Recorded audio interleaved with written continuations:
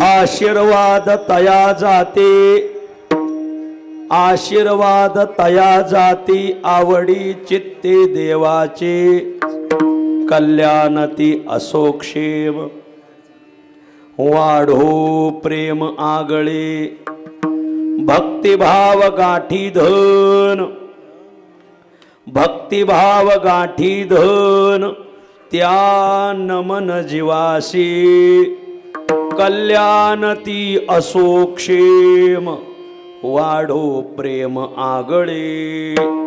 तुका म्हणे हरीचे दास, तुका म्हणे हरीचे दास, तेथे आस सकळ, कल्याणती असो क्षेम, वाढो प्रेम आगळे. विठ्ठल विठ्ठल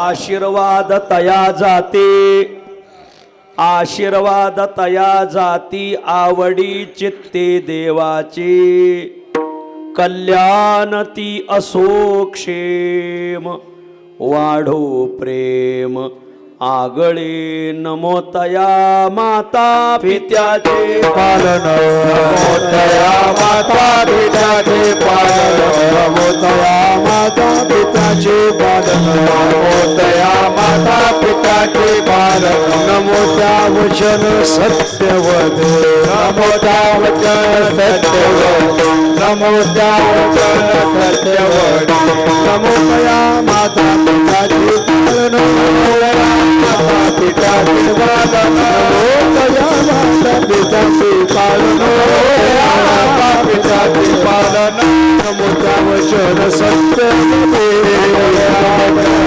सत्यवद, नमो त्या वचन सत्यवद. आशीर्वाद तया जाते, आवडी चित्ते देवाचे, कल्याणती असो क्षेम, वाढो प्रेम आगळे. प्रस्तुतस्थळी प्राप्त प्रसंगी संप्राप्त सेवेसाठी निवडलेला अभंग, श्री क्षेत्र देहुनिवासी असलेले प्रेमाद्भुत सिंधू, कुळसागर इंदू, कान्हा प्रिय बंधू, गुणातीत साधू, श्रीमंत जगद्गुरु तुकाराम महाराज, महाराजांच्या अखिल विश्वाला चंद्रभागा मातेप्रमाणे पावन करणाऱ्या अभंग संहितेतील गोड असा हा अभंग आहे. प्रस्तुत अभंगात श्रीमंत जगद्गुरु तुकोबाराय हे जे काही चांगल्या भावनेने जीवन जगणारी माणसं आहेत, त्या चांगल्या भावनेने जीवन जगणाऱ्या व्यक्तिमत्वांना आजच्या अभंगात जगद्गुरु तुकाराम महाराज त्यांचं कोट कल्याण होवो असा आशीर्वाद देतात. विठ्ठल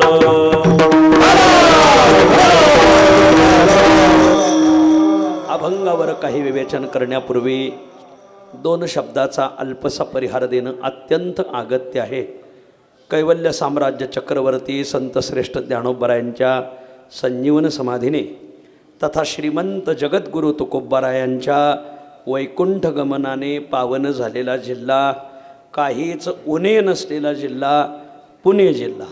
या पुण्यपावन पुणे जिल्ह्यामध्ये पुण्यपावन प्रभू रामरायाच्या पादस्पर्शाने तथा स्वयंभू रामलिंगाच्या वास्तव्याने पवित्र झालेला तालुका, श्री संत ज्ञानोबारायांच्या पादस्पर्शाने तथा ज्ञानोबारायांनी ज्यांना आवडीने काका म्हणावं असे केंदूरकर कान्हो पाठक केंदूरकर काका, काकांच्या समाधीने दैदिप्यमान असलेला तालुका, जगद्गुरु तुकोबारायांचे शिष्य श्री संतोबा महाराज पवार म्हणजे संतराज महाराज पवार, श्री संत निळोबाराय, श्री संत निंबराज महाराज आदी आदी साधू संतांच्या जन्माने पादस्पर्शाने कीर्तनाने धवळून निघालेला तालुका, आदर्श तालुका शिरूर तालुका.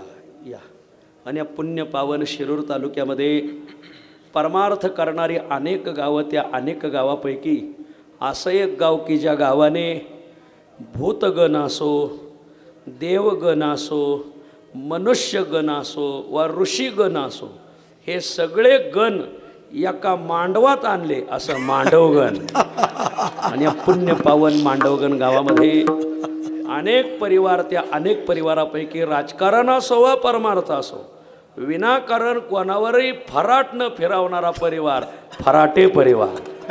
आणि या पुण्य पावन फराटे परिवाराचा आधारवड, फराटे परिवाराचा धैर्याचा हिमालय, फराटे परिवारातील एक अनेक दिव्य संकल्प घेऊन जन्माला आलेल्या मुलांचे वडील, आपल्या सर्वांचे आवडते असलेले, सर्वांचे स्नेही असलेले आदरणीय वसंतराव काका विनायक फराटे यांच्या अभिष्टचिंतनाच्या निमित्ताने, सहस्रचंद्रदर्शनाच्या निमित्ताने आजची ही संकीर्तनरूपी सेवा आणि या संकीर्तनरूपी सेवेसाठी उपस्थित समस्त फराटे परिवार, त्यांचा नातलग परिवार आणि बहुसंख्य वारकरी परिवार, अशा त्रिवेणी संगमामध्ये हे अभिष्टचिंतन सोहळा पार पडत आहे. आणि मग ही सेवा घेण्यासाठी ज्यांनी मला खूप आग्रह केला ते आपल्या परिसराचं भूषण आदरणीय अविनाश महाराज सादलगावकर, आपल्या गावाचं तालुक्याचं भूषण असलेले आदरणीय युवा कीर्तनकार गणेशजी महाराज जगताप, आणि आपल्या मांडवगणचं सगळंच भजनी मंडळ, सगळ्यांनी मोठ्या आग्रहाने ही सेवा माझ्या गळ्यात घातली. आणि या निमित्ताने आपल्या दर्शनाचा योग आलेला आहे. परिसरातील सर्व राजकीय, परमार्थिक, सामाजिक, शैक्षणिक सर्व स्तरावरील अतिउच्च मंडळी इथं उपस्थित आहे. तुम्हा सर्वांच्या चरणी मी विनम्र भावाने नमस्कार करतो. ज्यांचा अभिष्टचिंतन सोहळा आहे, ज्यांचा सहस्रचंद्र दर्शन सोहळा आहे, ते आदरणीय वसंतराव म्हणजे या गावाला पडलेले एक स्वप्न आहे. विठ्ठल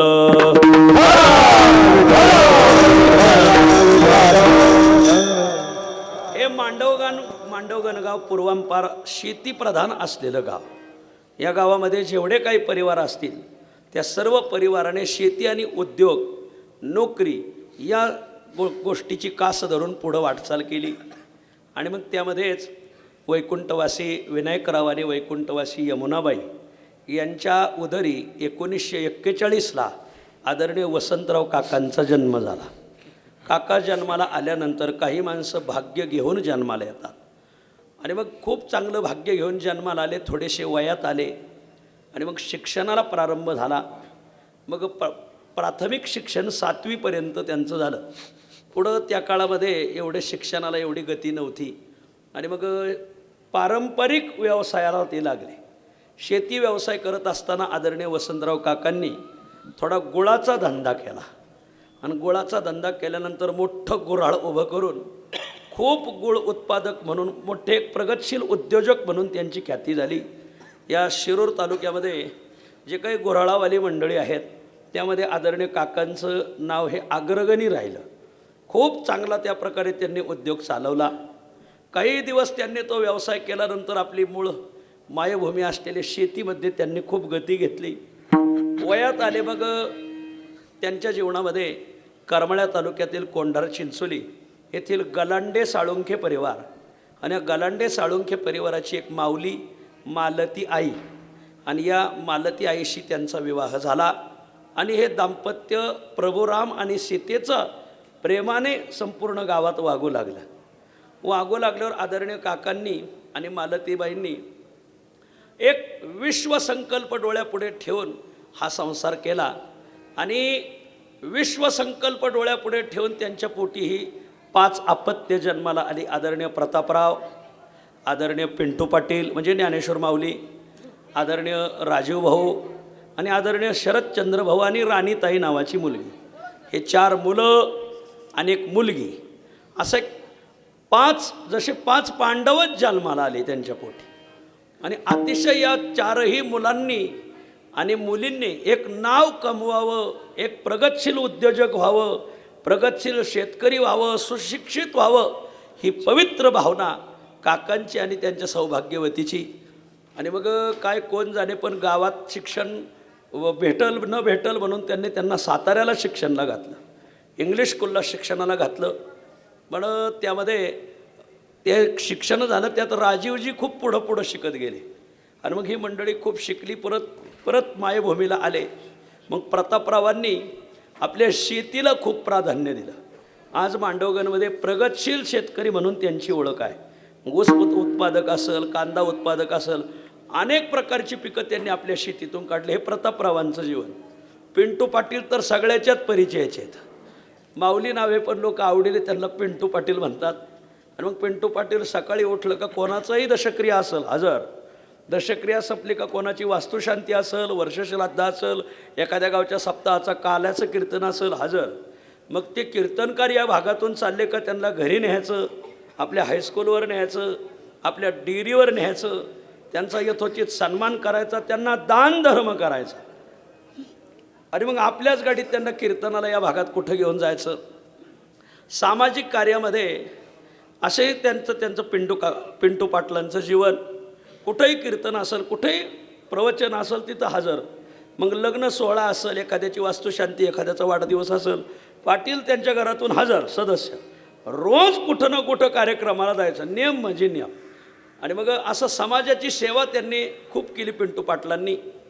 पुढं चालून राजीवजी आहेत, त्यांनी खूप शिक्षण घेतलं आणि आपल्या गावात दीनदुबळ्याच्या मुलांना, आपल्या पंचकृषीत महाराष्ट्रातल्या दीनदुबळ्याच्या मुलांना ज्ञानगंगा त्यांच्या जीवनात अवतीर्ण व्हावी आणि म्हणून त्यांनी कॉलेजची स्थापना केली. आणि कॉलेजची स्थापना केल्यावर मग अनेक शिक्षकांना, विद्वान शिक्षकांना त्यात प्रवेश देऊन गोरगरिबाची आबाल सुबोध मुलांना शिक्षण देण्याचं काम राजीवजी यांनी उभं केलं. खूप प्रसिद्ध या भागामध्ये ज्या शिक्षण संस्था आहेत, शिरूर तालुक्यातल्या सर्व शिक्षण संस्थांमध्ये ज्या अग्रगणी ज्या संस्था आहेत, त्यामध्ये यांच्या शिक्षण संस्थेचं नाव निघतं. विठ्ठल विठ्ठल.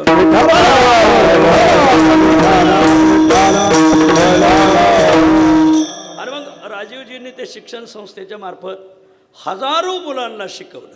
एवढी मुलं शिकलीत की त्यांची भावना होती की आपल्याला लाल दिवा घेता आला नाही, पण आपल्या संस्थेतल्या मुलांना लाल दिवा घेता आला पाहिजे. आणि म्हणून सध्या 9 विद्यार्थी त्यांचे लाल दिव्याच्या गाडीत हिंडतात. हे त्यांच्या यशाचं फळ आहे. महाराज खूप यश मिळवलं 9 मुलांना. आणखीन एक वैशिष्ट्य, कोण्या जातीपातीचा असो, सध्या कोणाच्याही संस्थेमध्ये जातीपातीचा खूप विचार केला जातो महाराज, पण ही एकमेव संस्था अशी, कोण्या जातीचा असो, कोण्या भागाचा असो, त्यांना भागाशी घेणं नाही, त्यांना त्यांच्या जातीशी घेणं नाही. एक मुलगा उपजिल्हाधिकारी झालेला आहे, सामान्य कुळातला मुलगा आहे हो, पण त्या मुलाला त्यांनी खूप मोठं केलं.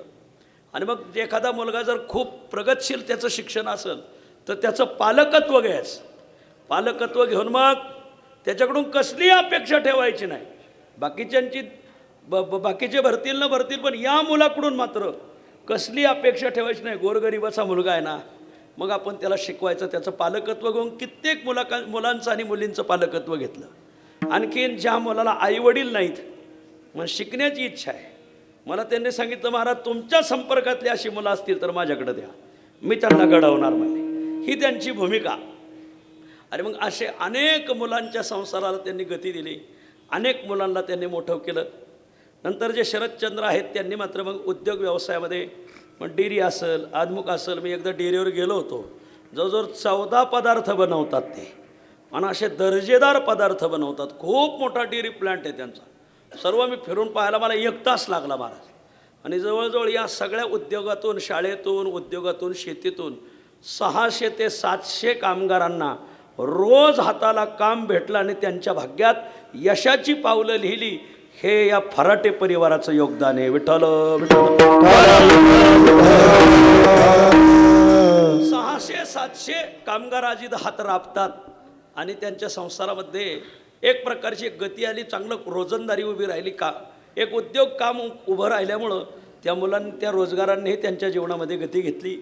असं एक थोरला वटवृक्ष असलेला परिवार. विशेष एवढं आहे की हे 4ही भाऊ एकत्र येतं, हे विशेष आहे महाराज. नाहीतर सध्या दोन्ही भावाचं लग्न झालं तरी झडझडोनी वायलीनी लगेच वायली निघायचं. आता तर पोरी देतानाच काही आई बाप विचारतात एकत्र आहेत का, मग नाही पोरगी देणार, वायली आहेत का, लगेच घ्या असं. आणि म्हणून या भावाभावांचं प्रेम, जसं प्रभू राम, लक्ष्मण, भरत आणि शत्रुघ्न हे 4 भाऊ एका विचाराने राहिले. जसे ज्ञानोबराय, निवृत्तीनाथ महाराज, सोपानदेव आणि मुक्ताबाई ही 4 भावंड एक विचाराने राहिली, तसे हे 4ही बंधू अतिशय एक विचाराने राहिले. म्हणजे जसे जोडीदार राहतात ना, मित्र मित्र. पिंटू पाटील मला सकाळी मी त्यांना थोडी माहिती विचारत असताना त्याने स्वतःचं नाही सांगितलं, भावाचं सांगितलं. माझे भाऊ असे, माझे भाऊ असे. हे भावा कधीही एकत्र कुटुंबात राहत असताना आपलं माझंच घोडण हाणू दे पुढं हे चालत नाही. आपल्या भावाला मान देत जायचा, आपल्या भावाला मान द्यायचा. तुम्हालाही विनंती, आता तुमची गावात जर सप्त्याची पंगत असेल, तुम्ही नारळ नाही घ्यायचं, पोराला उठवायचं का, हे वळण त्याला लागलं पाहिजे असं आहे. आणि म्हणून ह्या भावांचं हे वैशिष्ट्य आहे, खूप प्रेमाने राहिले. आणि गुरुजी आणखीन एक वैशिष्ट्य, हे सगळे बंधू निर्व्यसनीत, हे वैशिष्ट्य आहे महाराज. नाहीतर लक्ष्मी आणि व्यसन हे समानाधिकरण्य झालेले आहे सध्या कलियुगात. पैशावाल्याला लय नाद, जमीन गेली तरी चलन, पण गावात गौतमी पाटील नाचलीच पाहिजे. हे माईक पुढं नाही बोलता येत म्हणून मागं तोड करून बोलतात. काय आता ते आम्हाला शोभत नाही. आणि मग ह्या भावांनी कधी नाद नाही केला महाराज. नाद केला न वाया गेला हा नियम आहे महाराज. यांना कसलाच नाद नाही, यांना नाद फक्त उद्योगाचा आणि परमार्थाचा असा नाद. मग मध्यंतरी इथं मोठं पारायण ठेवलं आणि पारायणामध्ये शिवलीला अमृताचं पारायण ठेवलं, मला वाटतं ज्ञानेश्वरीचं पारायण ठेवलं. आणि मग आदरणीय सगळे मुलं पारायणाला बसली की या मुलांना हे संत वाङ्मयाचं ज्ञान कळालं पाहिजे. हे जे भारतीय तत्त्वज्ञान आहे, या भारतीय तत्त्वज्ञानाने ही युवा पिढी आणि लाभान्वित झाली पाहिजे, हाच दूरदृष्टिकोन. आणि मग त्या उत्सवात आदरणीय बंडातात्या कराडकर आले होते आणि तात्याने आशीर्वाद दिला, तुम्ही एवढ्या शुद्ध संकल्पनेने केले ना, जा तुम्हाला काहीच कमी पडणार नाही. आणि आज त्याचा वेलू गेला गगनावरी एका साधूच्या आशीर्वादाने. म्हणूनच अभंग घेतलाय मी, आशीर्वाद तया जाती आवडे चित्ती देवाची. हा अभंग मी कुठेही घेत नाही. हा अभंग घेतला का मी 2-4 माणसाला घेतला होता, ते 4 आमदार झालेत. असो विस्तार नको. हे अभंग मी कुठेही घेत नाही महाराज. असो म्हणजे यांना नाही आमदार केलं उभं करायचं आपल्याला. सांगतो की बा एक आदर्श परिवार. आणि मग असे आदरणीय दादा पाटील बोललेच की बा आपल्याला या कार्यक्रमाला जायचं आहे. आमच्या गावातील एक आदर्श कुटुंब, आमच्याच घरातील आदर्श कुटुंब आहे. आणि म्हणून सगळ्या गावाच्या मुखात एकमेव आज जर नाव कोणाचं असेल तर या वसंत काकांच्या परिवाराचं आहे. विठ्ठल विठ्ठल. आणि म्हणून या 4ही भावंडाने ठरवलं की हे सगळं आपल्याला घडवलंय. या आज गोदावरीचं पास्त्र विस्तीर्ण झालंय, पण या गोदावरीचा उगम ज्या ब्रह्मगिरीहून झालाय, ती ब्रह्मगिरीसारखे पवित्र आमचे वडील आहेत. आणि म्हणून या वडिलांचं अभिष्ट चिंतन करायचं. आणि मग मोठ्या भावनेने, मोठ्या उत्साहाने. आणि खरं तर ही तारीख मला त्या अगदी 4-6 दिवसात दिलेली, अगदी 4-7. हे दिवस मी रिकामे का ठेवलेत, कारण पुण्याच्या भंडारा डोंगरावर जो उत्सव होणार आहे त्या उत्सवासाठी आम्हाला गाव भेट दौरे राहतात. आम्ही गावाला गेलो का गाव आपाप ओठत येत महाराज. हो, पुणे जिल्हा असा आहे, त्याला गावात यावं लागतं तर ते ऐकत येत. दारात जर आले नाही, नुसते व्हॉट्सअपवर संदेश पाठवले तर कोणी ऐकत नाही. हे सगळे छत्रपतींचा जिल्हा आहे महाराज. आणि मग माझ्या मागं ते सगळं, पण ते अविनाश महाराज ते म्हणे ते काही काळजी करायची नाही, तुम्ही यावं लागेल. मध्यंतरी आम्ही सिद्धटेकला उत्सव केला. त्या उत्सवाला पिंटू पाटील दररोज येत होते. नुसते आले नाही, अन्नदानासाठी मोठं दान दिलं महाराज. खूप या भागात कोणी उत्सव करा, ह्या फराटे परिवाराने त्याला नाही म्हणायचंच नाही. या भागामध्ये दानशूर म्हणून त्यांची ख्याती झाली. पैसे लोकांकडे खूप येत महाराज, पण त्यांच्याकडे पैसा आला का काळ्या पाण्याची शिक्षा त्याला महाराज. त्या पैशाचा खर्चच करायचा नाही महाराज, त्याला हाताला जड माणसं म्हणायचं महाराज. आणि म्हणून पण या परिवाराने मात्र या सगळ्या गोष्टीला फाटा देऊन खूप दान धर्म केला, खूप मित्र जोडले. सहकार्याने मित्र जोडला जातो महाराज. सहकार्याची भूमिका असली पाहिजे. तुम्ही कोणाला चहा पाजा, तो पुढल्या वेळेस तुम्हाला दूध पाहिजे. तुम्ही चहा नाही पाहिजे तर मग तुम्हाला पाणीच पाहिजे असं अंगठा करून. आणि म्हणून हे सहकार्यातून त्यांनी खूप मुलांना घडवलं, गावातल्या उद्योजकांना घडवलं. आज त्यांचा आदर्श घेण्यासाठी बाहेरून माणसं या त्यांच्या परिवाराला येऊन भेट देतात की कसा उद्योग उभा केला, कशी शिक्षण संस्था उभी केली, कशी शेती करतात. असं म्हणून औद्योगिक शालेय शैक्षणिक विभाग असेल, औद्योगिक विभाग असेल, सर्व विभागामध्ये त्यांनी, शेतीचा विभाग असेल, सर्व विभागामध्ये ते यशस्वी पार पडले. आणि म्हणून मग खूप मोठा आग्रह आमच्या अविनाश महाराजाचा आणि आमच्या गणेश महाराजाचा, सगळ्या आमच्या मांडवगणच्या भजनी मंडळाचं घेत सेवा तुम्ही घ्या. आणि अगदी थोडक्यात दिली. त्यांच्या परिचयाचे खूप मोठे मोठे कीर्तनकार आहेत महाराज, खूप मोठे मोठे कीर्तनकार आहेत या. पण तरीही त्यांची भावना की हे तुम्ही कीर्तन करावं. आणि मग या निमित्ताने आपल्या सर्वांच्या दर्शनाचा युग आला. तुम्हा सर्वांच्या चरणी मी विनम्र भावने नमस्कार करतो. आता पुढं बसलेले जे 5-50 गावची मंडळी इथं, सगळ्यांना मी गावानिशी नाही पार नावानिशी ओळखतो, परंतु थोडासा अभंगही सांगावं लागेल. आणि मग या निमित्ताने तुम्हा सर्वांच्या चरणी मी विनम्र भावाने नमस्कार करतो. अविनाश महाराज म्हणजे तुमचं कीर्तन असेल तर गायक तुम्हाला असे थाट लागत येतं, उगं गळालेले गायक चलत नाही.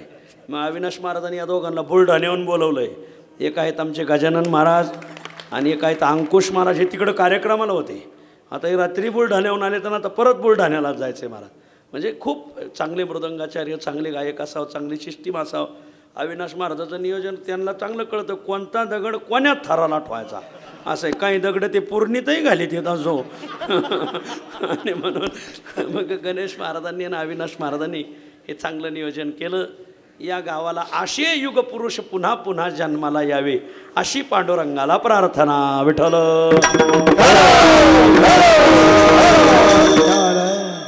या निमित्ताने मग मध्यंतरी आबांचं एक उद्घाटन होतं आपल्या महामुनी आबांच्या घरचं. आणि मग आदरणीय फराटे गुरुजी ही मंडळी म्हटली की आपण ते उद्घाटन करून लगेच कीर्तनाला प्रारंभ करू.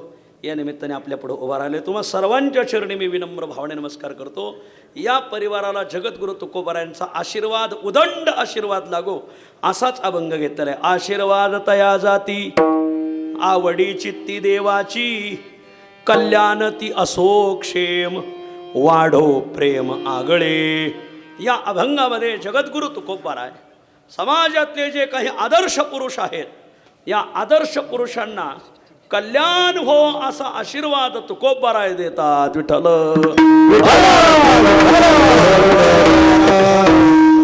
या मृत्यू लोकामध्ये धर्मशास्त्राने फलबल न्याय नावाचा एक न्याय सांगितलेला आहे. फलबल न्याय म्हणजे काय? आळंदीला आलेलं एक पुस्तक विकत घ्या. पुस्तकाचं नाव आहे न्यायमाला. त्या न्यायमालेमध्ये अनेक न्यायांचा विचार मांडलेला आहे. आपल्या हिंदू धर्मशास्त्रामध्ये खूप न्यायाचा विचार आलेला आहे. शालक सार्वय न्याय असेल, पात्रशोधनपूर्वक पाक निष्पत्ती न्याय असेल, हे सगळे न्याय तुमच्या डोक्यावरून जातील. एखाद्या न्यायाचार्याकडे न्यावं लागेल तुम्हाला. त्यात आजच्या चिंतनात आपल्याला एका न्यायाचा विचार करायचा, त्याला म्हणतात फलबल न्याय. फलबल न्यायाचं काय रूप आहे? धर्मशास्त्रकार सांगतात ज्याला फळ मिळवायचंय त्याच्याकडं बळ असणं गरजेचं, याला फलबल न्याय म्हणतात. विठ्ठल. विठ्ठल. ज्याला जीवनात फळ पदरात पाडून घ्यायचंय, यशाच्या शिखराला शिवायचंय, साध्य गाठायचंय, लाभ मिळवायचा आहे, त्याच्या जीवनात त्याने अगोदर बळ संपादन केलं पाहिजे. पावावया फळ अंगी असावी ती बळ, अंगी असावे अंगी असावी ती बळ. पावावया फळ अंगी असावे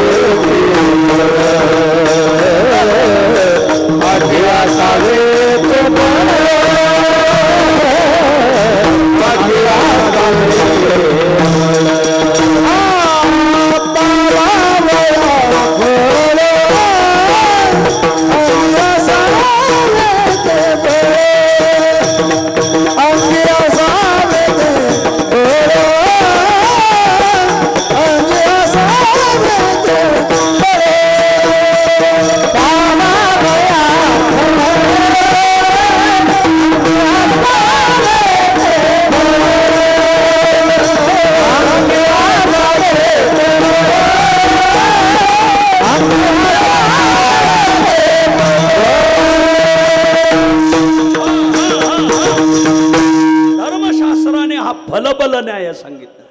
तुकाराम महाराजांनी आपल्या वाङ्मयात सांगितलं ज्याला फळ मिळवायचंय, साध्य गाठायचं, यशाच्या शिखराला पोहोचायचंय, लाभ मिळवायचा आहे, त्याच्या अंगात बळ असलं पाहिजे.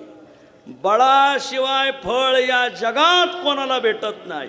नायम आत्मा बलहीनेन लभ्या. उपनिषद सांगतात ज्याच्याकडे बळ नाही त्याला फळ नाही. तुकोबाराय नाटाच्या अभंगात सांगतात काय करावं पांडुरंगा, माझ्या अंगात बळ नाही रे, नाहीतर मी नक्की फळापर्यंत गेलो असतो महाराज. तो का म्हणे नाही आपुले बळ, जेणे फळ पावे निश्चयेसी. तुका म्हणे नाही आपुले बळ,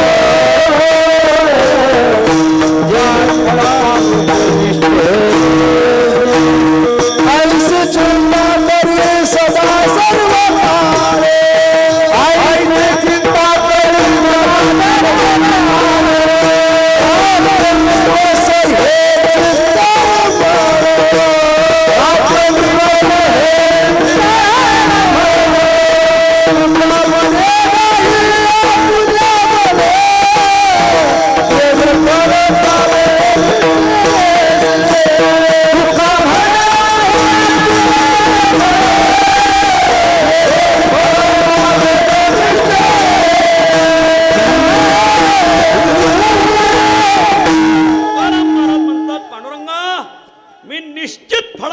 गेलो असतो, पण काय करावं माझ्या अंगात ते बळ नाही, ऐसे बळ नाही अनिकाची अंगी. तो का म्हणे ना विठ्ठल विठ्ठल का म्हणे ऐसे बळ नाही अंगी, पावनिया वेगे पार ठाकी. पांडुरंगा असं बळ माझ्या अंगात जर असतं ना, असा चिंग चिंग चिंगाट पळालो असतो आणि फळ मिळवून आणलं असतं. पण काय करावं, तो का म्हणे नाही आपले बळ, जेने फळ पावेन निश्चयेशी.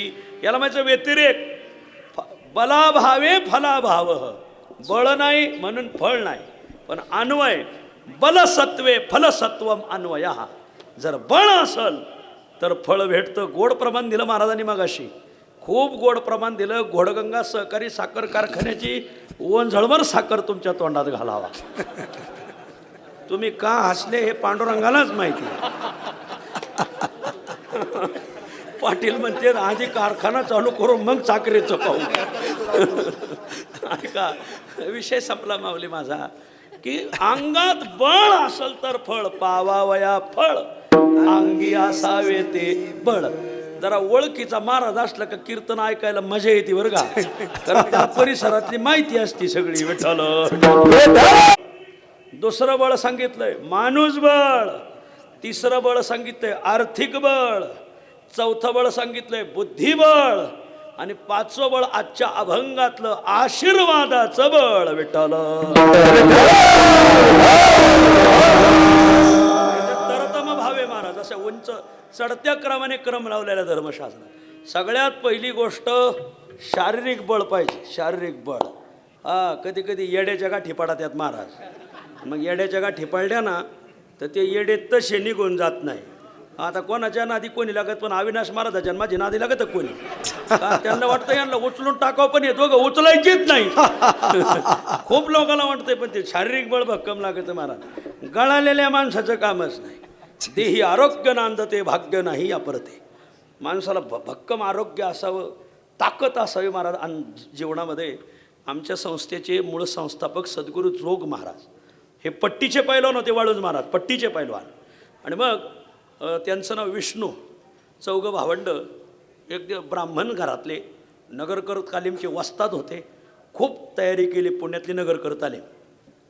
ज्यांचा अभिष्टचिंतन, यांना व्यायामाचा खूप छंद आहे. आदरणीय काकांना व्यायामाचा छंद आहे.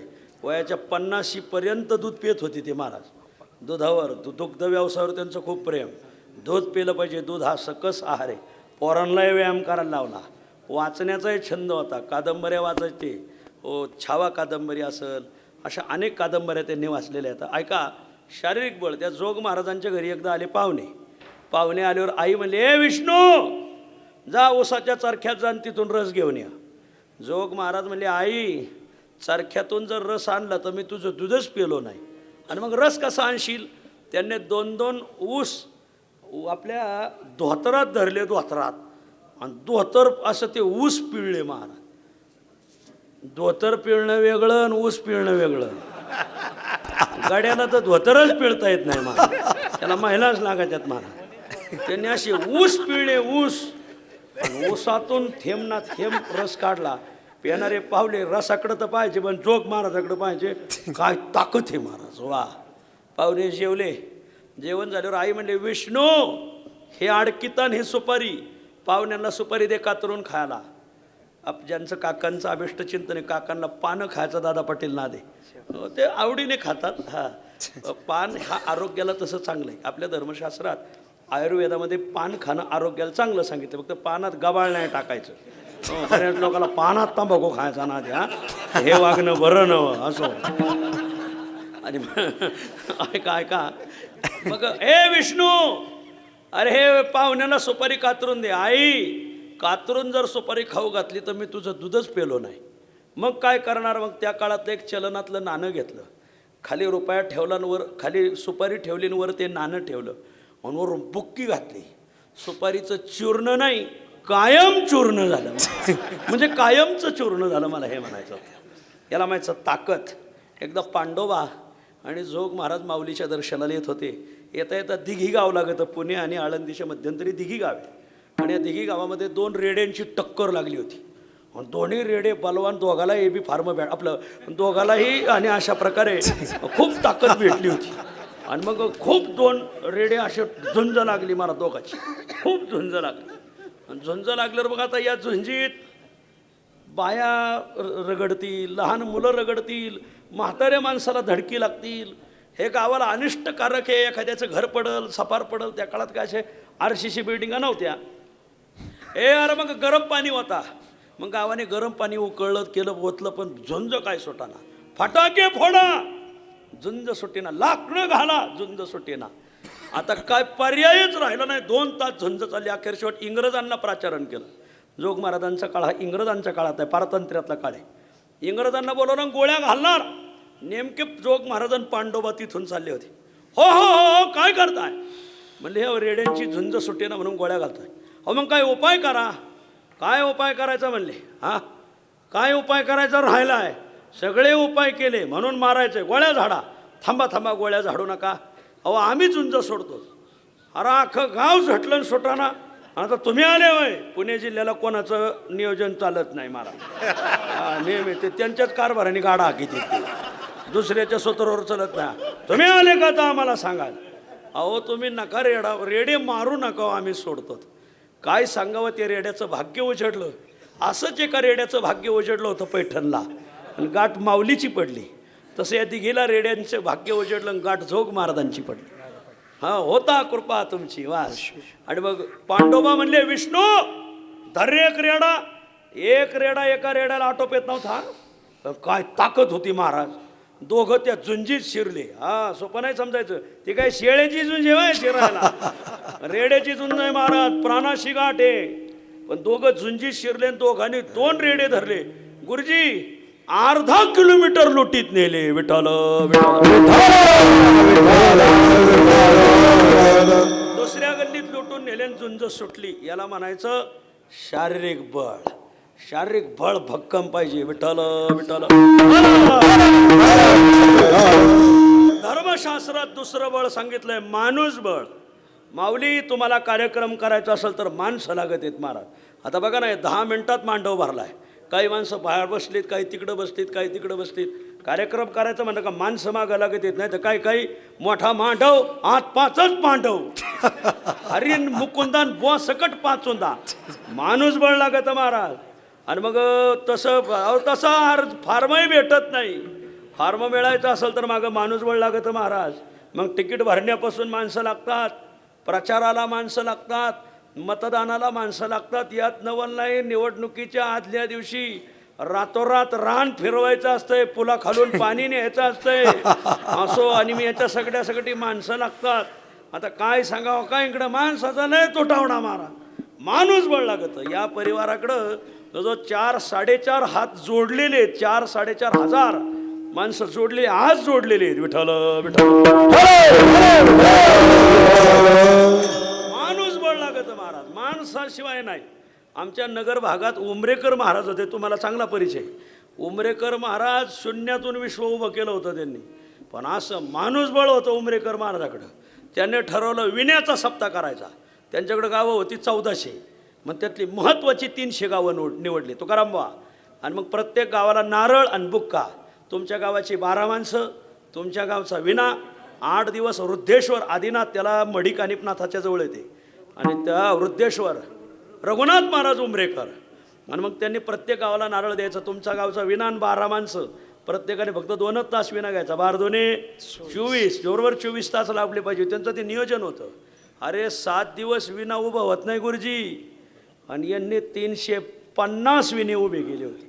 7 दिवस त्या दरीत नुसते विनेच वाजायचे, जणू आग्या मोहाळ उठलोय. बांग बांग बांगा बांग बांग बांगा, नुसते विनेच वाजायचे.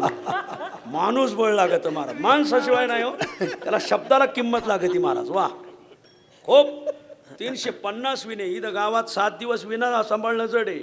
एका गावात मी हनुमान जयंतीच्या कीर्तनाला गेलो, आणि काला बी माझाच होता. मग हनुमान जयंती रात्री 9 ते 11 कीर्तन होतं. कीर्तन झालं, मग झोपलो. 2-2:30 वाजता लगील उठलो. मी पाहिलं विनेकरी कुठे, तर विनेकरीच नव्हता, पण विना मारुतीच्या गाड्या चांगल्या होता. शेवटच्या विनेकऱ्याकडून कोणी विना घेतला नाही तर मारुतीच्या गळ्यात टांगला. मी शिवरात्रीला एका गावाला गेलो होतो, तर त्या गावात नंदीच्या गळ्यात मी विना पाहिला नाही मला.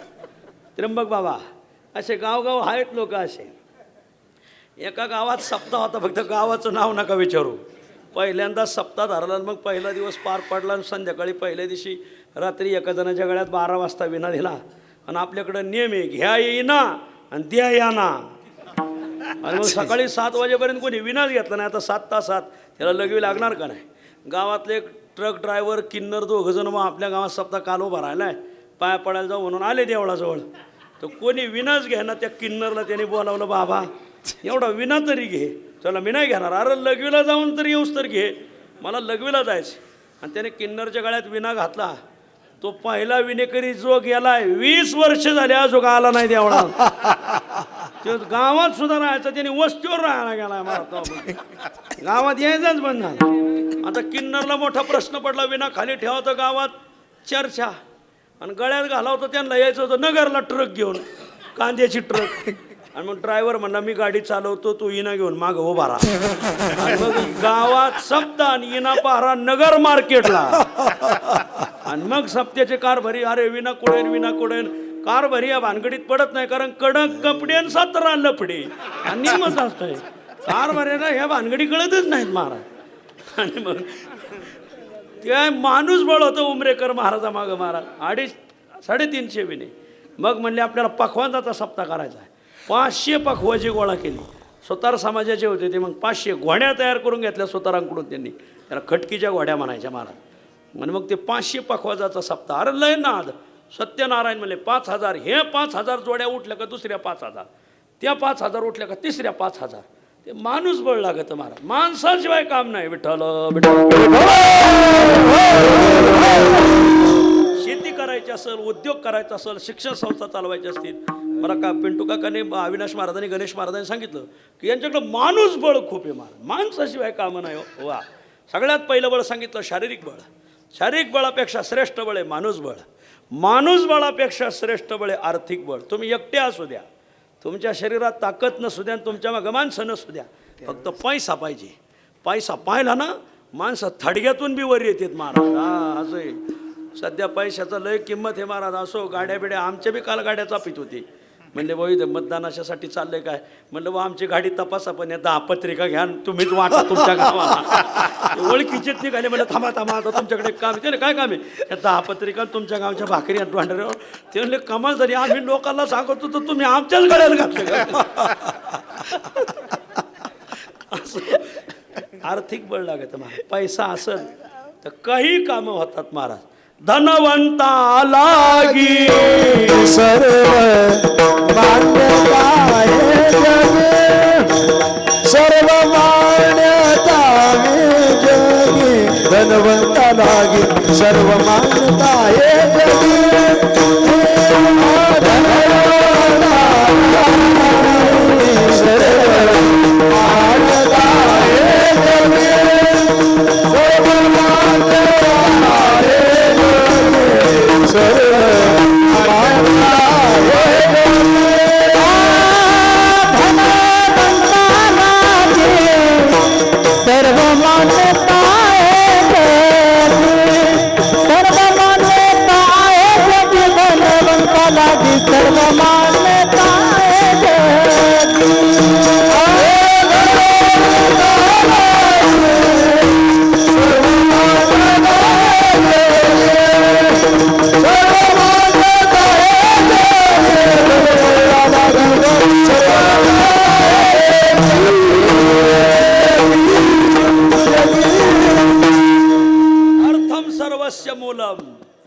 सर्व शास्त्र सांगतं सगळ्या गोष्टीचं मूळ पैसा आहे महाराज. ज्याचा खिसा नरम त्याचं काम गरम असं आहे.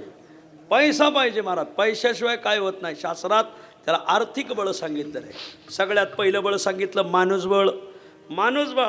शारीरिक बळ, शारीरिक बळापेक्षा श्रेष्ठ बळ आहे माणूसबळ. माणूसबळापेक्षा श्रेष्ठ बळ सांगितलंय आर्थिक बळ.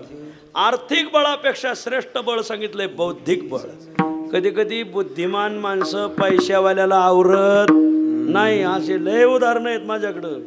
काहीकडं शारीरिक बळ आहे महाराज, माणूस बळ आहे, पैशाचं बळ आहे. पण काही माणसं अशी बुद्धिमान आहेत महाराज, कोणत्या पक्षाचं तिकीट घ्यावं याला बुद्धी लागते महाराज. लोक उगवत्या सूर्याला नमस्कार करतात, मावळत्या सूर्याला नमस्कार करत नाही महाराज. आज कोणाचं वार आहे, काय वार चाललंय, काय निकाल चालले हे ज्याला कळलं, बुद्धीने ज्याने तिकीट घेतलं असो, म्हणजे एसटीच्या तिकिटाचं चाललंय असं, तर त्याचा प्रवास सुखकर होतो असं मला म्हणायचं. पुढचा प्रवास त्याचा सुखकर होतो. आणि म्हणून बुद्धी लागती बुवा. हो, रिकाम्या डोक्याच्या माणसाची कामं नाहीत, त्याला डोक्यात ज्ञान लागतं, बुद्धी लागती. बुद्धिर्यस्य बलम तस्य असं बी वर्णन आहे शास्त्रात. बुद्धिमान माणसं, तुमच्या माहितीसाठी सांगतो, एकदा छत्रपती 1200 मावळे घेऊन पन्हाळ्यावर चढले. पण पन्हाळ्यावर एक असा किल्लेदार होता, तर त्याचं गाव घ्याय नाव ध्यानात नाही माझ्या. त्याने छत्रपतींच्या विरोधात मोठी मोहीम उघडली किल्ल्यावर. आणि छत्रपतीचे जवळ 400-500 मावळे कापूनच काढली त्यांनी. मला छत्रपती असे सरासरच गड उतरले, कोल्हापूरला निघून गेले. जरा थोडं नियोजन हुकलं म्हणले, नियोजनबद्ध कार्यक्रम व्हायला पाहिजे. मग छत्रपतींच्या डोळ्यात ते पन्हाळा सलतच राहिला. मग कोण घेणार पन्हाळा? छत्रपतींच्या दरबारात एक बुद्धिमान माणूस होता, नाव कोंडाजी फर्जन. कोंडाजी फर्जन म्हणले, राजे तुम्ही काळजी करू नका, मी घेतो. किती 1000 सैन्य देऊ? म्हणले, मला 1000ची गरज नाही, मला 60च माणसं द्या. 60 माणसं घेऊन मी बरोबर किल्ला घेतो. काय करणार? मग त्याने 60 माणसं घेतली. मग तलवार, धनुष्यबाण हे साहित्य युद्धाचं तर घेतलं, पण कोंडाजी फर्जनने बरोबर ढोल ताशा घेतला महाराज. ढोल घेतला, ताशा घेतल्यात, म्हणे वाजंत्री सगळे घेतले, तुतारी घेतली, बरोबर पिपाणी बी घेतली. असो, या पिपाणीने बराच घोटाळा घातला. आणि मग असे साहित्य घेऊन रात्रीच्या मध्यरात्रीच्या समय पन्हाळ्याजवळ आले. रातोरात एका अडचणीच्या बाजूने गड चढले. गडावर आहेत 1500 सैन्य राखणाला, आणि हे 60 कशी गाराज कसं व्हायचं? पण गडी बुद्धिमान खूप. गडावर आले का त्यांनी पहिले ताशान, ढोलन, पिपाण्यान, तुतार्यान वाजवायला सुरुवात केली. सगळा गड खरबडून जागा झाला. आणि गडातली माणसं डचकली ना, कारण छत्रपतीच येणार. पण छत्रपती आले तर असे वाजत गाजत कधी आलेले नाहीत, ते नकळत येतात. ज्या अर्थी वाजत गाजत आलेत त्या अर्थी हे नक्की 10-12 हजार आहेत. आपली चटणी झाला गैरसमज. गैरसमजातून मग काही नाही किल्ल्याचं दार उघडलं, काही बाहेर पळाले, काही तटावून उड्या टाकल्या, काही लढायला समोर आले. कोंडाजीने त्या तडाक्यात पहिला किल्लेदारच मारला. आणि मग असं आहे महाराज, मुकादम धरला का टोळी आलीच म्हणून नियम धरायचा. आणि मग पहिला किल्लेदार मारला. आणि पाहता काय, अरे 1500 सैन्याने वेढलेला किल्ला, 1500 सैन्याच्या संरक्षणात असलेला किल्ला अवघ्या 60 माणसाने घेतला. याला म्हणायचं बुद्धी. बुद्धिर्यस्य बलम तस्य. बुद्धिमान माणसं पाहिजे महाराज, डोक्यात ज्ञान पाहिजे, अक्कल पाहिजे. खूप बुद्धिमान माणसं असतात महाराज. विवेकानंद खूप बुद्धिमान होते. विवेकानंद परराष्ट्रात शिक्षणाला असताना त्यांचे प्राध्यापक हा भारतीय वंशाचा आहे म्हणून सारखे टोकायचे. हे विवेक, तुमचे भारतीय असे, तुमचे भारतीय तसे, तो भारत देश असा, तो भारत देश तसा. पण विवेकानंद बी हजरजबाबी होते, अचूक उत्तर द्यायचे. एक दिवस दररोज खोड काढायचे त्यांचे मास्तर त्यांचे. एक दिवस प्राध्यापक म्हणे, विवेक ओठ, तुला एक प्रश्न विचारतो. बुद्धिमान होते ते विवेकानंद. तू रस्त्याने चाललाय, एका पिशवीत रक्कम भरलेली पैसा आहे, आणि एक पिशवी आकलेली भरलेली, एक पिशवीत अक्कल भरलेली आणि एका पिशवीत पैसे भरलेले आहेत. तू कोणती पिशवी उचलशील? विवेकानंद बुद्धिमान होते. ते म्हणले, मी पैशाची पिशवी उचले. पैशाची म्हटलं का लगेच प्राध्यापक खवळे, वा वा, पा पा पा, भारतीय डोक्याचा भाग नाही, पैशाच्या मागे लागले, ह्याच्याचमुळं ज्ञान नाही, असं नाही तसं नाही. विवेकानंद बुद्धिमान होते. पैशाची मी का उचललो त्याचं कारण सांगतो. सर, तुम्ही जर तिथून गेले तर तुम्ही पैशाची उचलणार का अकलेची? मास्तर म्हणले, मी अकलेची उचलणार. विवेकानंद म्हणजे, सर राग मानू नका, ज्याच्याकडे जे नसतंय तो तेच उचलतो म्हणले. आमच्याकडे अक्कल खूप आहे, थोडे पैसे कमी आहेत. आमच्याकडे पैसे नाहीत, कारण काही लोक कीर्तनकाराच्याही पाकिटातले काढून देतात. आमच्याकडे जरा पैशाची वानवा आहे. आमचा भारत देश तसा श्रीमंत होता, पण तुम्ही लुटलाय. तुम्ही 700 वर्ष मोगलांनी, 150 वर्ष ब्रिटिशांनी लुटलाय.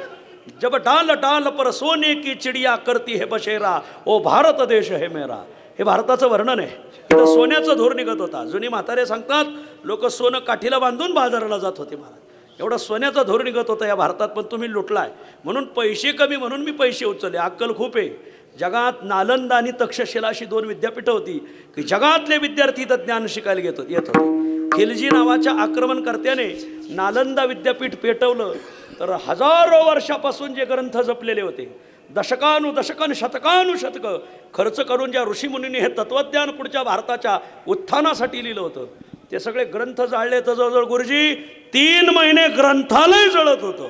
एवढं ज्ञान आहे. 4 वेद, 6 शास्त्र, 18 पुराणं, एकट्या 9 नैयायिकाचे 2 कोटी ग्रंथ होते. विठ्ठल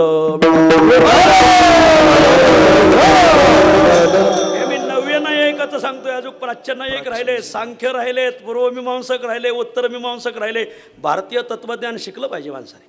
भारतीय दर्शन हे काय पूर्वांपार जगाला आदर्श ठरलेलं आहे. मला सुदैवाने मला त्यातलं काही शिकण्याचा योग आला महाराज. ऐका, संपला माझा विषय माऊली. हे ध्यानात धरा की जीवनामध्ये बुद्धीला खूप प्राधान्य आहे. बुद्धिर्यस्य बलम तस्य. सगळ्यात पहिलं बळ सांगितलं शारीरिक बळ. शारीरिक बळापेक्षा माणूस बळ चांगलं आहे. माणूस बळापेक्षा आर्थिक बळ चांगलं आहे. आर्थिक बळापेक्षा बौद्धिक बळ चांगलं आहे. आणि या सगळ्या बळापेक्षा तुम्हाला जर यशस्वी व्हायचं असेल तर सर्वात महत्त्वाचं बळ आशीर्वादाचं बळ. आपल्या जीवनात आशीर्वाद असला पाहिजे. कोणाचा आशीर्वाद असावा? अतिथीचा असावा, वाडवडिलांचा असावा आणि साधू संताचा असावा. विठ्ठल सर्वात पहिली गोष्ट अतिथीचा आशीर्वाद असावा. तो शोनी प्रसाद घेईजे अतिथीचा. अतिथी म्हणजे काय? जो तिथी मिथी न सांगता अयाचित वृत्तीने दारात आलाय, त्याची काही अपेक्षा नाही. तुम्ही 2 टाईम जीव घालावा अशी अपेक्षा नाही. एकच टाईम द्या. नाही 2 भाकरी द्यायच्या, 1 द्या. आणि नाही 1 भाकर द्यायला देता आली तर निदान नाश्ता तरी द्या. नाही नाश्ता तर निदान कपभर दूध तरी द्या. चहा कोण म्हणलं? दूध घेत जा. यांचं ज्यांचं अभिष्ट चिंतन आहे 50 वर्ष दूध घेत होते महाराज. वा, चहा नाही म्हणून तो ताकद आहे अंगात. कपभर दूध तरी द्यावं माणसाने. दारात आलेल्या अतिथीला विनमुख पाठवू नये. त्या अतिथीचा आशीर्वाद जीवनात कलाटणी देतो. छत्रपती संभाजीराजे गादीवर बसले. गादीवर बसल्यावर कोण राजा झालाय गादीवर पाहण्यासाठी एक धनगर आला भेटायला. सामान्य धनगर. अरे मला जाऊ द्या राजाला भेटायला. अरे तुझं काय काम आहे? माणसं राजे झाल्यापासून लोक नजराणे घेऊन येतात. बाबा शास्त्री जय हरी. लोक नजराणे घेऊन येतात. छत्रपतींना भरजरी वस्त्र घेऊन येतात संभाजीराजांना भेटायला. सोन्या नाण्याची, चांदीच्या, रुपयाची ताटंच्या ताटं भरून आणतात. आणि तो आला भेटायला रिकाम्या हाताने. राजाकडे जाताना रिकाम्या हाताने जाऊ नये. मग तो म्हणला मी एक वस्तू आणलेली, पण मी फक्त ती छत्रपतींनाच दाखवणार. अरे नको, अरे जाऊ द्या. छत्रपतीने पाहिलं. अरे कोण आला रे? म्हणले अमुक अमुक गावचा एक धनगर आलाय. काय म्हणणं आहे त्याचं? तो मला भेटायचं आहे. पाठवा. याला म्हणायचं राजा, सगळ्याला न्याय देतो. सगळ्यासाठी दार उघडत त्याला म्हणायचं छत्रपती. वा, छत्रपती संभाजीराजांचं दार सगळ्यांसाठी उघड. काय म्हणणं आहे? कोण आहे? म्हणले संभाजी. अहो म्हणले मीच आहे. तू हाय वैर? मला वाटलं कोणी ओमदा गडी बसला असत. हे तर पोर सौदाच आहे म्हणले. बरं काय म्हणे? बाबा तुझ्या बाचं माझ्यावर खूप उपकार आहेत. धनगर म्हणला. तुझ्या बानं मला खांड घेऊन दिलेलं आहे शेळ्याचं. मग माझी एक भावना आहे, तुला एक वस्तू द्यावा. आणि त्याने पिशवी काढली आणि पिशवीतून एक खडा दिला. छत्रपतींना दिला आणि म्हणले एवढा खडा तू सोन्याच्या अंगठीत बसव आणि हातात घाल. बाबा खडा तर सामान्य आहे. बाबा सामान्य नाही, हा हिरा नाही, पण हिऱ्यापेक्षा किमतीचा आहे. का बरं? या खड्याचं वैशिष्ट्य असं आहे, पुढं जर ताट वाढलेलं आलं आणि त्याच्यात जर विष असेल आणि हा जर खडा त्याला लावला, पांढरा शुभ्र खडा आहे, पण विषाचं जर अन्न असेल तर हा खडा आपोआप निळा पडतो.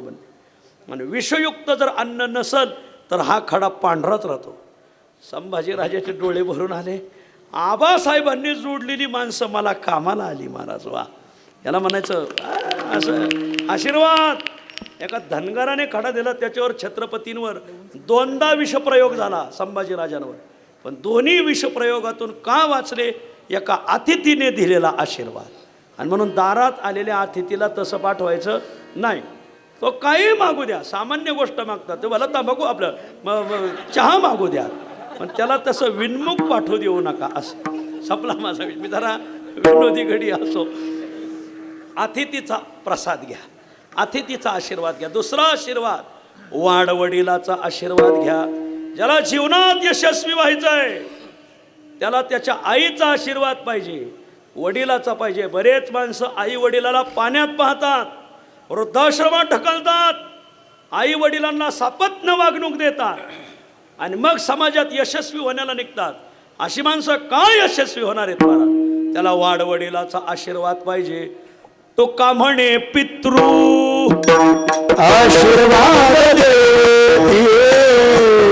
का म्हणे पितृ आशीर्वाद दे, का म्हणे पितृ आशीर्वाद दे, का म्हणे पितृ आशीर्वाद दे. कल्याण इच्छिते सर्व काळ, सर्व काळ कल्याण इच्छिते भावे तया, कल्याण इच्छिते कल्याण इच्छिते भावे तया. तुका पितृ आशीर्वाद दे, तुका पितृ आशीर्वाद दे,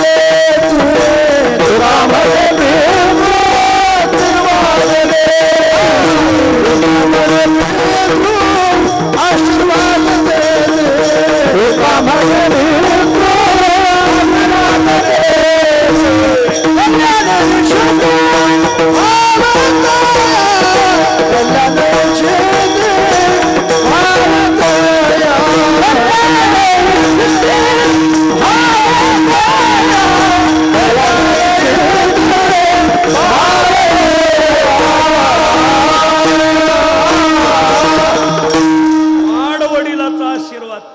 आपल्या मग आपल्या आईचा आशीर्वाद. ज्याला आईबापाचा तळतळाट आहे, तो कधीच उजबारणार नाही. वर बघा. आणि म्हणून आई वडिलाचा तळतळाट काय कामाचा नाही गड्या मला. तुम्हाला कोणाचा, या चव्हाण शेठ या, आई वडिलाचा आशीर्वाद पाहिजे. हे आलेत ना, यांना आई वडिलाचाच आशीर्वाद आहे. अख्खा माऊलीचा सोहळा जीव घालतोय हा माणूस. जरा टाळ्या वाजा या माणसाचा. हो, आईचा आशीर्वाद आहे. आईला लय जीव. 4 भाऊ एकत्र आहेत. खूप मोठा परिवार आहे आमच्या सासवड परिसरातले आहेत. आईले मी विचारलं, म्हणलं चव्हाण शेठ यावर्षी माऊलीला तुम्ही काय खाऊ घातलं? म्हणले महाराज माऊलीला खिचडी भात केला होता. किती तांदूळ? आई म्हणली सांगू नको पर्या. नाही म्हणलं सांगा माऊली. म्हणले महाराज 108 क्विंटल तांदळाचा भात केला दरवर्षी. 108 क्विंटल. वा, 108 किलो नाही. कोण म्हणलं? किलो नाही, क्विंटल. याला म्हणायचं आई वडिलाचा आशीर्वाद. विठ्ठल. कौरवाकडं 11 अक्षौहिणी सैन्य होतं, पांडवाकडं 7च अक्षौहिणी होतं. वजनदार योद्धे सगळे कौरवाच्या बाजूने होते महाराज. भीष्माचार्य, द्रोणाचार्य, कृपाचार्य, अश्वत्थामा. नाही पांडवाचा मामा पांडवाकडून लढला नाही महाराज. म्हणून शास्त्रात लिहिलंय मातुलो कुलनाशाय. हो, मामा पांडवाकडून लढत नव्हता. आणि घनघोर युद्ध सुरू झालं महाभारताच. रोज सकाळ सकाळ भीष्माचार्याच्या दर्शनाला कोण यायचे? युधिष्ठिर. आणि रोज दर्शनाला यायचा कोण? दुर्योधन. युधिष्ठिर पाया पडले का भीष्माचार्याने माझ्या युधिष्ठिरा विजयी भव. आणि दुर्योधन पाया पडले का ते म्हणायचे आयुष्यमान भव. दुर्योधन म्हणला मला काय आला आयुष्यमान, मला म्हणा ना विजयी भव. म्हणजे तू गुणातच तसा आहे. अरे पांडव झोपले असताना तू त्यांच्या लक्षाग्रह पेटवलं, त्यांच्या अन्नात विष कालवलं, त्यांची जमीन हिसकावली, त्यांच्यावर शस्त्र घेऊन धावून गेला. अरे एवढं काय कमी होतं तेव्हा त्यांची पत्नी भरत सभेत विवस्त्र केली.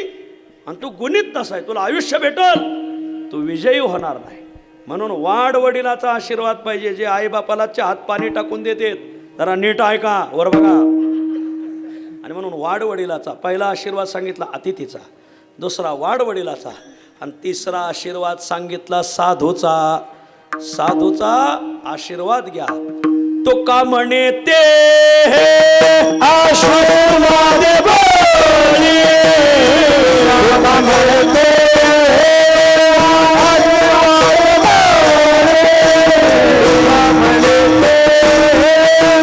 आशीर्वाद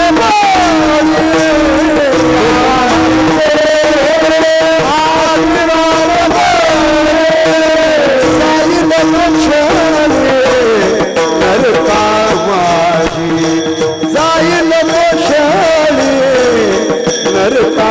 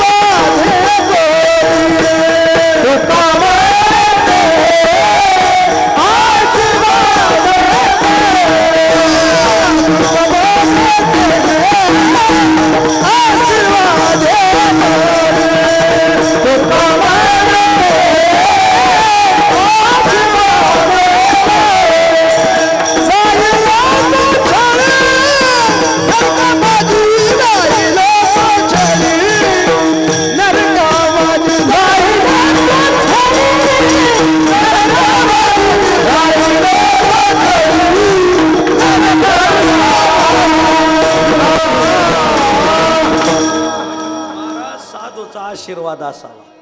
ज्याच्या माग साधूचा अरे रेडा होता रेडा, माऊलीचा आशीर्वाद आला. ब्राह्मणालाही शुद्ध वेद म्हणता आले नाही, एवढे शुद्ध वेद म्हणला रेडा महाराज. वा, रेड्याला आशीर्वाद, भिंतीला आशीर्वाद. चाल बाई चालवेली जड भिंती. वा, गावबा गावबा फक्त पुरणपोळी खायला भेटला, खडखड खडखड रामायण म्हणू लागला. जगद्गुरु आपलं नाथांचा आशीर्वाद भेटला. जगद्गुरु तुकोबाराय इथं संगमाला स्नानाला येत होते बरं का गुरुजी. इथं संगम आहे, भीमा भामा मुळा मुठा संगम. तिथं संतोबा पवारांची समाधी. निळा म्हणे निर्जनवासी संतोबासी न विसंबे. वा, जगद्गुरु तुकोबाराय पर्व काळ पाहून स्नानाला निघाले. देहूवरून चिखली, आळंदी, लोणीकण, न्हावी, सांडस असे आले. आलं राव पिंपळगाव. गावाला विचारलं, गावात विचारलं का हो इथं संगम बेटावर जायला रस्ता कोणता आहे? दोन रस्ते होते, एक सरळ आणि एक असा थोडा वळून जावा लागायचा. वळून लोक जायचे, सरळ जात नव्हते. का? तिथंच एक मेंढपाळ होता आणि त्याच्याकडे असा छाती एवढा कुत्रा होता. तो कुत्रा माणूस पाहिला का माणसाला फाडच. असे 10-20 माणसं मारली होती त्यांनी. खूप माणसं प्रवासी खूप घाबरायचे. आणि मग गावातले लोक बसलेले. मग आता तुकाराम महाराजांनी विचारलंय मला संगमावर जायचंय, कसं जाऊ? आणि लोकांनी सांगायला पाहिजे होतं ना पलीकडून जा. लोक म्हणले असे नीटच जा. वा, काय काय माणसं खूप हुशार असतात महाराज. नीटच जा म्हणल्यावर तुकोबाराय नीट निघाले. आणि परमाणसाचा आवाज ऐकल्यावर तो कुत्रा चेत धावला. तुकोबारायच्या लक्षात आलं आता आपली गाठ लय बेकार पडली गड्या. काय कोण जाणे, लोखंड परिसावर कसंही पडलं तर परीस लोखंडाचं सोनच करतं. तुकाराम महाराजाचा परिस्पर्श झाला आणि कुत्र्याचा तमोगुण मावळला. महाराज सत्वगुण द्यायला आला. आपल्याच परिसरातली गोष्ट काय लय लांबची नाही. कुत्रा पाळीव मांजरासारखा लोळण घ्यायला लागला. मग तुकाराम महाराजांनी कुत्रा तिथं ठेवला. तुकोबाराय स्नानाला आले. आशीर्वाद आहे का? आशीर्वाद फळला त्या कुत्र्याला. पुढं आहे का? महाराजांनी स्नान केलं संगमावर. कावडीचे अभंग म्हणत संगमेश्वराला तीर्थस्नान घातलं. संगमेश्वराचं प्राचीन शिवालय आहे. त्या संगमेश्वराला स्नान घातलं. मग आता भूक लागली. मग जवळ रांजणगाव सांडस म्हणून इथं काही मंडळी आलेली त्या गावची. रांजणगाव सांडसाला तुकोबाराय मधुकरीला गेले. आमच्या काकाजी सारखं एक ब्राह्मणाचं घर होतं. दारात एक 20 वर्षाचा मुलगा, उमदा मुलगा, पण मुलाला मुका मुलगा होता. जन्मल्यापासून अक्षर बोललेला नव्हता. आणि मुका मुलगा बसला होता. मग गळ्यात जानवं नव्हतं. ब्राह्मणाचं घर आहे, कोणीतरी सांगितलं त्या ब्राह्मणाच्या घरी जा, भिक्षा भेटल तुम्हाला.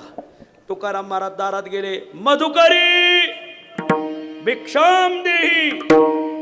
मग ब्राह्मण काकी भिक्षा वाढायला आली. काकीने भिक्षा वाढली. तुकाराम महाराजांनी विचारलं, काकी मुलगा कोणाचा आहे? म्हणले महाराज माझाच आहे. मग तो 20 वय झालंय त्याचा उपनयन संस्कार केला नाही, त्याला जानवं घातलं नाही. ती म्हणली बाबा हे जन्मतः मूक आहे आणि आमच्या ब्राह्मणांचा नियम आहे की गायत्रीचा उच्चार केल्याशिवाय उपनयन संस्कार करता येत नाही, हा नियम आहे. गायत्री म्हणता आली पाहिजे, त्याच्या मुखातून गायत्रीचा अक्षर आहे ना. जर गायत्रीचा त्याला जर दीक्षा दिली तर उपनयन संस्कार. मग त्याने सकाळची संध्या गायत्रीची, दुपारची संध्या, संध्याकाळी त्रिकाल संध्या करावं लागते, त्याला ते जुळत नाही, मग म्हणून त्याला दिला नाही. असं मग तुकाराम महाराजांनी त्याच्या मस्तकावर हात ठेवला. मुकाय मन रामकृष्ण हरी. अहो जन्मता 20 वर्षाचा मुलगा मुका, काय तुकोबरायचा आशीर्वाद. डोक्यावर हात ठेवला, म्हण बाळ रामकृष्ण हरी. मुलगा म्हणला रामकृष्ण हरी. म्हण रामकृष्ण हरी, रामकृष्ण हरी, म्हण रामकृष्ण हरी. मुलगा खडा खडा बोलू लागला. त्या ब्राह्मण काकीचं असं अंतकरण पगळलं, कुठं ठेवूया साधूला, मग कुठं नाही. मग लगेच घरात घेतलं. नाव काय? म्हणजे माझं नाव तुकोबा. ते देऊचं का तुम्ही? हो. छत्रपती तुम्हाला खूप मानतेत, शिवाजीराजे. हो. आणि मग दोघा नवरा बायकोने तुकोबरायची पाद्यपूजा केली आणि तुकोबरायचं दर्शन घेतलं. एका मुक्याला वाणी फुटली, आपल्यापासून जवळ आहे रांजणगाव. त्याला म्हणायचं साधूचा आशीर्वाद वा. जीवनामध्ये आशीर्वाद असावा अतिथीचा, जीवनात आशीर्वाद असावा आईवडिलाचा, जीवनात आशीर्वाद असावा साधूचा वा. मग साधू आशीर्वाद कोणाला देतात? ज्याच्या अंतःकरणात भगवंताची आवड आहे त्याला आशीर्वाद देतात. अभंगाच्या पहिल्या आशीर्वाद तया जाती, आशीर्वाद तया जाती, आशीर्वाद तया जाती, आशीर्वाद तया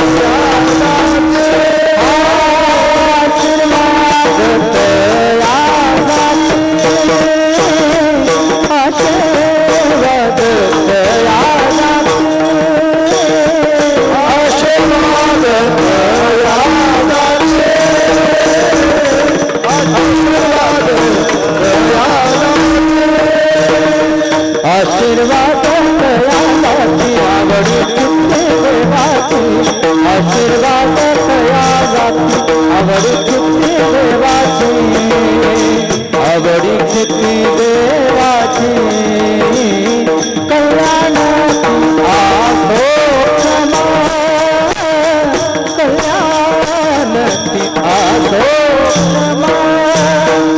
आशीर्वाद तया जाती, आवडी किती देवाची, आशीर्वाद तया जाती, आवडी किती देवाची, आवडी किती देवाची, कल्याण आसो क्षमा, कल्याण आसो क्षमा.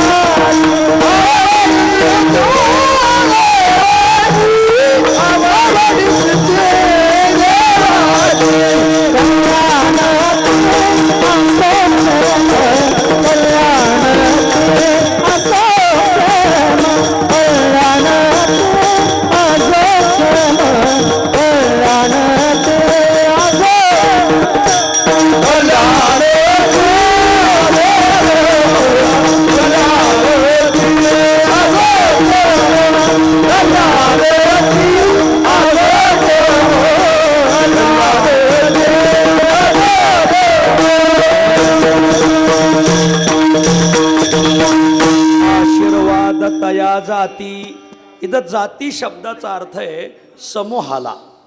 त्या समूहाला, त्या जातवान लोकांना, कोणाला हो? आवडे चित्ते देवाची, ज्याला देवाविषयी चित्तात आवड आहे.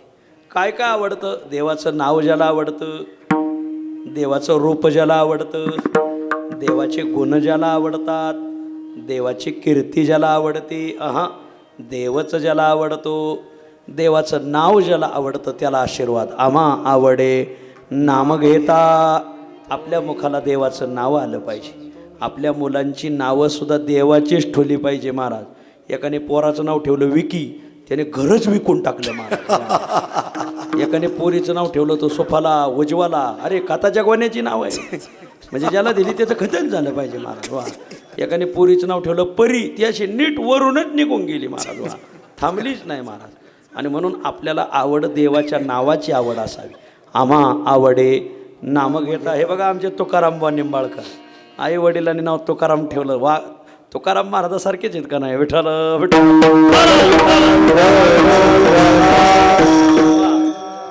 देवाचं नाव आवडतं, देवाचं रूप आवडतं. आवडे हे रूप गोजिरे सगुण. वा, देवाचे गुण आवडतात.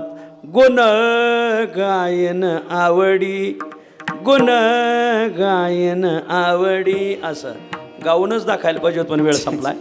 देवाचे गुण आवडतात, देवाची मात आवडती. आवडे मात विठ्ठलाची. नाही नाही, देवच आवडतो बहु आवडसी. जीवापासोनिया अशी आवडी चित्ती देवाची. तया जाती त्या जातवान माणसांना आशीर्वाद. काय आशीर्वाद? कल्याणती असो क्षेम, वाढो प्रेम आगळे. वा, त्यांचं कोट कल्याण असं, त्यांच्या जीवनात त्यांना क्षेम प्राप्त हो. माऊली, योग होतो पण क्षेम होत नाही. योग म्हणजे प्राप्ती आणि क्षेम म्हणजे संरक्षण. आज बऱ्याच लोकांना बऱ्याच गोष्टीची प्राप्ती झाली, पण त्यांना ते टिकवता आलं नाही. तुकाराम महाराज म्हणतात, तुम्हाला जी प्राप्ती झाली ते आमच्या आशीर्वादानं टिकल. वा, आपल्या घराण्याला ज्या गोष्टी प्राप्त झाल्यात त्या टिकल्या पाहिजे महाराज. काही काहीच्या घराण्याला खूप भेटलं, पण पोराने पार घालावलं महाराज. आणि म्हणून मग तसं घालू नये, म्हणून क्षेम, त्यांचा सर्व गोष्टीचा क्षेम हो. वाढो प्रेमागळे, आणि त्यांच्या अंतःकरणात देवाविषयी प्रेम वाढो, आणि त्या व्यक्तीविषयी समाजात प्रेम वाढो. वाढो प्रेमागळे. कोणाविषयी चाललंय? भक्तिभाव गाठी धन. तुकाराम महाराज म्हणतात, ज्यांच्या गाठी म्हणजे ज्यांच्या पदरात भक्ती आहे, ज्यांच्या पदरात भाव आहे. माऊली, तुम्ही भक्ती नाही केली तरी चलन, पण मनात भाव तरी पाहिजे. आपला हिंदू धर्म आहे, आपल्या त्याच्याविषयी थोडी मनात भावना तरी पाहिजे. भावना शून्य लोक झाले. एकदा माऊलीच्या मंदिरात मी पारायण करीत होतो, एक जोडपं माझ्यापाशी येऊन उभं राहिलं. माझ्याकडे कवर बघत राहिलं. मी पाहिलंच नाही, पण म्हणलं आता हे काढून तर दिलं पाहिजे. मी त्यांच्याकडे पाहिल्यावर ते मला काय म्हणले, तुम्ही इथं काय करताय? म्हणले, मी पारायण करतो आहे. आणि तेव्हा माझं वय 25च्या वयात होतं. मग तुम्ही पारायण कशाला करता, लग्न का नाही करत, असं तसं. म्हणलं, नाही मग आता माझ्या जीवनात देवाने मला हे दिलं आहे, मार्ग चांगला दाखवला आहे. तुम्हाला भावना नाहीत का? मला म्हणले ते. म्हणलं, नाही नाही, मी दगड आहे म्हणलं. म्हणजे तेवढ्या विषयकच भावना आणि एवढंच विश्व. जसं सरड्याची धाव कुंपणापर्यंत, तसे काही लोकांना वाटतं तेवढंच विश्व आहे. काय नो, अरे त्याच्यापेक्षा खूप मोठं विश्व आहे. बेडूक डबक्यात राहतो, ते म्हणतो हे डबक्याची चव आहे काय समुद्राला? बरोबर आहे, अशी घाण चव समुद्राला नसते महाराज. वा, वसने थिल्लरी बेडूक सागरा धिक्कारी. तुकाराम महाराज म्हणतात, अरे बेडकाने चिखल खावा, काय ठावा सागर, त्याला काय माहिती सागराचं विशाल सुख काय महाराज. ते आपलं तिथंच उड्या हाणतं महाराज, काही तिथंच उड्या हाणतात महाराज. हो, नुसतं घर सासूरवाडी, घर सासूरवाडी. जरा दुसऱ्याला बी वेळ दिला पाहिजे, वर बघा. आणि म्हणून नाही, कीर्तन ऐकताना माणसाने असं वर बघून ऐकत जा, असं मला म्हणायचं आहे. आणि म्हणून भाव तरी मनात पाहिजे. भक्तिभाव गाठी धन त्या नमन जीवाशी.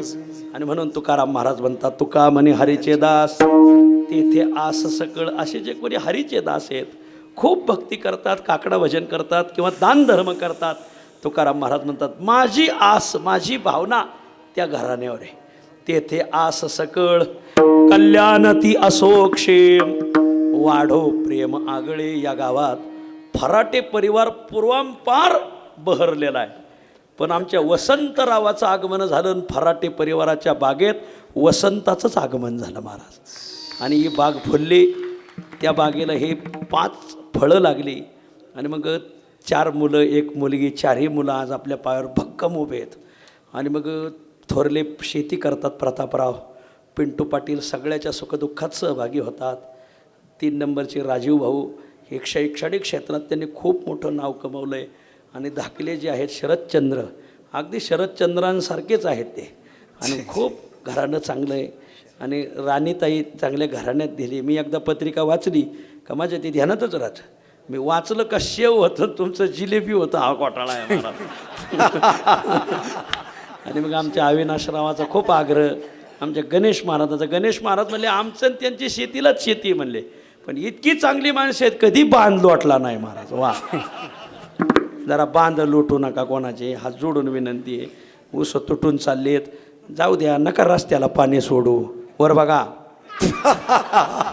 हो, काहीला दुसऱ्याचा ऊस तुटून चालला का तिथं मुद्दाम पाणी सोडायचं महाराज. कोणाच्या पाईपलाईन अडवायच्या.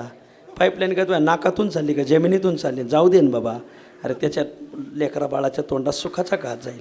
किती मोठा आशीर्वाद लागेल. तुमच्याकडं सगळ्यात मोठा घोटाळा आहे, तुम्हाला आशीर्वादाचं बळच नाही महाराज. म्हणून तुम्ही यशस्वी नाही. नुसते घे इस्केन तोड दावेन काय जगायला मिळच नाही.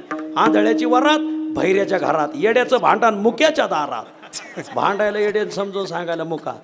तुम्ही जीवनात यशस्वी व्हायचं असेल तर हातचा अभंग.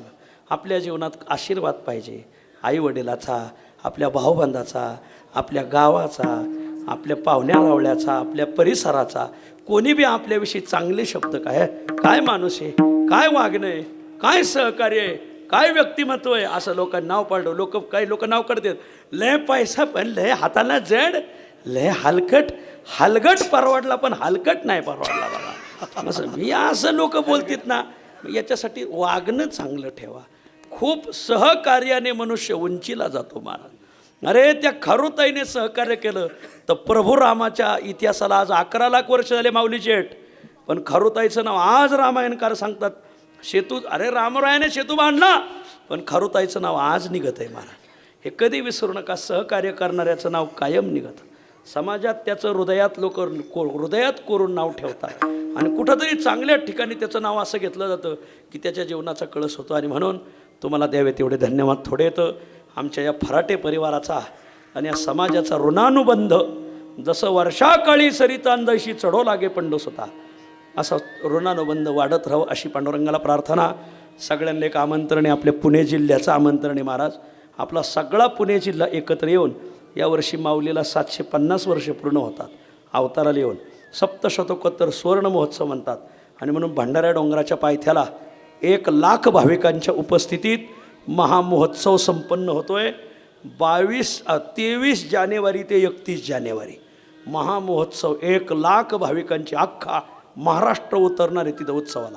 आम्ही पहिल्या दिवशी 1 लाख लोकांचं नियोजन केलं आहे. शेवटपर्यंत खूप समाज राहील तर आपल्या सगळ्याला विनंती आहे. खूप कीर्तनं गोड आहेत. मुक्कामी या. 22 तारखेला मुक्कामी या. 22 तारखेला मोठी मिरवणूक आहे. या मिरवणुकीला सावता महाराजाच्या पादुका आरण भेंडीहून येऊ राहिल्यात. नामदेव महाराजाच्या पादुका, जनाबाईच्या पादुका पंढरपूरहून येऊ राहिल्यात महाराज. तुकोबाराय आहे. सकल संताच्या पादुका दुपारी 2 वाजता आळंदीत येणार आहेत. 3 वाजता मिरवणूक ठेवलेली. 375 वारकरी पुढं पताका घेऊन, 375 महिला कळश घेऊन, 375 महिला तुळस घेऊन, 375 कीर्तनकार, 375 पखवाज घेऊन, 375 टाळकरी, 375 चोपदार, 375 तुकाराम नावाच्या व्यक्ती, 375 नारायण नावाच्या व्यक्ती, 750 माऊलीचा 750वा असल्यामुळे 750 ज्ञानेश्वर नावाच्या व्यक्ती, सावता महाराजाचा 775 वर्षे चालू, सावता नावाचे 775 माणसं, असे सगळं. आणि विशेष म्हणजे ही मिरवणूक निघाली का 375 GCPवाले शोधलेत आम्ही. 375 GCP उभे, कारण तो सगळा इंडस्ट्री एरिया आहे ना देवच्या भोवताले. सगळे GCPचे मालक आणि आमच्या लय हातावर सगळीच ओळखीची येतं. ते म्हणले आमचीच GCP. म्हणले GCP धुवून आणतो, ड्रायव्हरला बी आंघोळ घालून आणतो. नाही कसं आहे असो.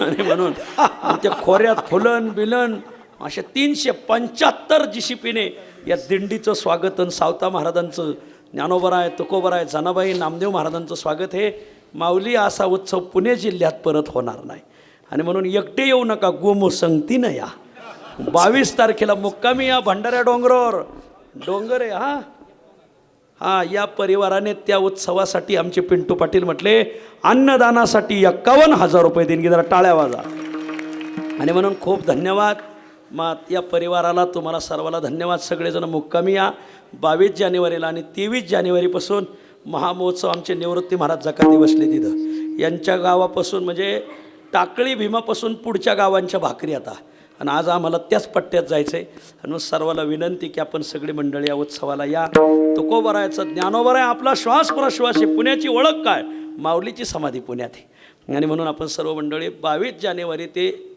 31 जानेवारी या उत्सवाला सर्वांनी या अशी सगळ्याला विनंती विठोबा